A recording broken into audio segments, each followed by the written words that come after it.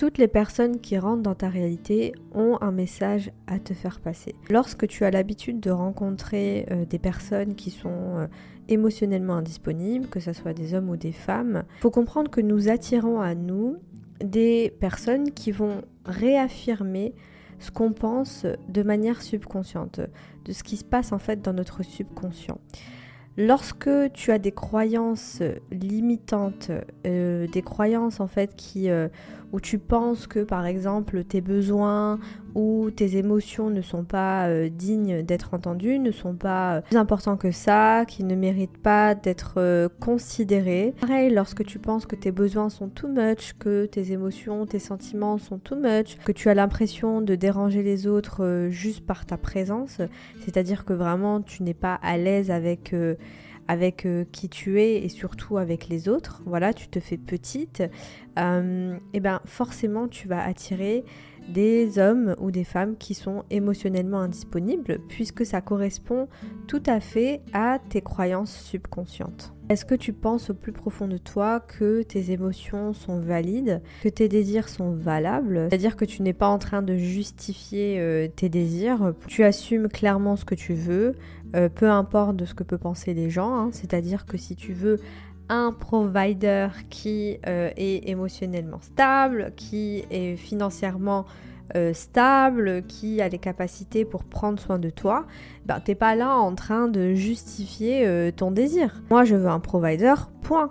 J'ai envie d'avoir un homme qui a de la thune, point. Je n'ai pas à me justifier pour ça. Le jour, Goddess, où tu vas vraiment croire au plus profond de toi, parce que c'est pas en écoutant un podcast, tout ça, après oui, peut-être que tu peux avoir une prise de conscience, mais vraiment quand ça sera dans tes cellules, quand tu vas croire de tout ton cœur, de toute ton âme que tes besoins méritent d'être comblés, que ce que tu ressens est valable, que tes émotions sont aussi valables, vraiment quand tu auras cette confiance intérieure et cette croyance vraiment profonde que tu mérites, que voilà, ce que tu as à dire compte, que tu n'es pas petite, que tu es assez et tu assumes toutes les parties de toi et tu exprimes clairement ce que tu ressens et tu exprimes clairement tes besoins sans être désolé. À partir de là, tu verras que tu vas arrêter d'attirer des hommes qui sont émotionnellement indisponibles. Parce que Goddess comprend bien que si à l'intérieur de toi tu as du mal à être dans la réceptivité, du mal à exprimer ce que tu ressens parce que tu es gêné, parce que voilà, tu ressens certaines choses, que tu es gêné, que tu as certains besoins, à un moment donné, l'autre en face de toi, il va s'adapter à ça. Si tu veux changer ton énergie et devenir cette femme qui est confiante et qui n'a plus peur d'exprimer ses besoins, n'a plus peur de mettre des limites, vraiment cette femme qui est dans la réceptivité, qui accueille ce que la vie a à lui offrir, je peux que te recommander le pack Féminine Goddess qui va te permettre d'aller justement dans ton subconscient et de changer toutes les programmations qui sont erronées, voilà, qui ne te permettent pas d'être dans la réceptivité, qui ne te permettent pas en fait de recevoir, d'exprimer ce que tu ressens, parce que au plus profond de toi, tu penses ne pas mériter. Alors que moi, je suis là pour te dire que bien sûr que tu mérites, bien sûr que tu mérites qu'un homme prenne soin de toi, bien sûr que tes besoins sont valables, bien sûr que tes sentiments sont valables, bien sûr en fait que tes désirs ils sont aussi valables, que tu n'as pas à te justifier, que tu n'as pas à être désolé pour tes désirs, pour le fait d'être payé pour exister. Moi j'aime bien cette phrase, je suis payée pour exister. L'autre jour j'ai une goddess qui fait partie de l'accompagnement sur l'énergie féminine, qui a pris le pack Féminine Goddess, qui m'écrit en me disant qu'elle a rencontré un homme. Et cet homme-là a le culot de lui demander de l'argent et de lui demander en fait de venir chercher, c'est-à-dire que c'est lui la femme, c'est lui la princesse qui a besoin qu'on prenne soin de lui, qu'il faut qu'on aille le chercher, en plus de ça qui demande de l'argent à la goddess, Non mais ça franchement les filles, ça c'est des histoires que je ne veux plus entendre. Faut vraiment que ça cesse. Après voilà, faut être honnête, hein, si type de comportement existe chez certains hommes, j'ai même pas envie de dire des hommes, mais je vais plutôt parler de horototo ou de conscience de pénurie. Si il y a encore ce type de comportement, c'est qu'il y a des femmes qui acceptent encore ce type de comportement.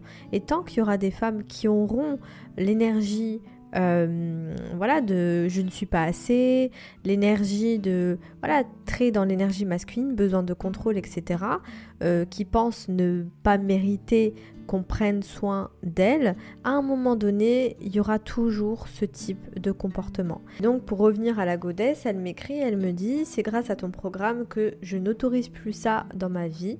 Je ne savais pas que j'avais un tempérament plus masculin, même si elle se considère quand même comme une femme qui est féminine, mais elle ne se rendait pas compte que en jouant plutôt le rôle du provider, c'est-à-dire que séduis un homme comme tu aimerais être séduit, et d'ailleurs ça on va en parler dans Je suis prête pour mon provider, forcément le résultat de toute cette énergie-là, c'est que tu vas attirer des hommes qui vont profiter de toi, tout simplement, qui vont profiter de ta gentillesse, qui vont profiter de ta générosité. Pour ça, les filles, n'ayez jamais pitié d'un homme. Vraiment, vous pouvez avoir de la compassion, il n'y a aucun problème, c'est normal, voilà.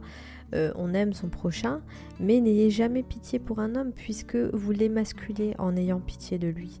Vous l'émasculez quand vous pensez qu'il est incapable de régler ses propres problèmes, comme si tu lui enlèves sa puissance intérieure. C'est comme si en fait tu le voyais comme un bon à rien. Et forcément quand tu vois un bon à rien en face de toi, tu vas avoir un bon à rien, quoi.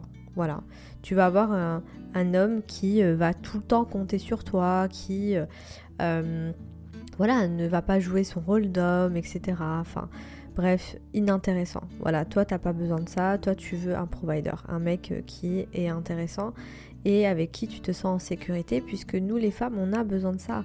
On a besoin de se sentir en sécurité et il n'y a que avec des hommes qui ont une mentalité de provider avec qui tu te sens réellement en sécurité. Lorsque tu te sens en sécurité, c'est là où tu peux être vraiment authentique, vraiment dans ta puissance en tant que femme, dans ton essence féminine. Tu sens que tu as vraiment l'habitude d'attirer des hommes qui sont émotionnellement indisponibles, ou des hommes qui sont mariés, ou des hommes qui ont déjà une copine, etc. Tu peux aussi te poser la question si toi aussi tu es émotionnellement disponible. Est-ce que tu es apte à être dans une relation amoureuse saine? Est-ce que tu es programmée pour ça? Donc voilà ce que j'avais envie de te partager à travers cet épisode de podcast. Dis-moi ce que tu en penses en commentaire. Je te retrouve au prochain épisode de podcast.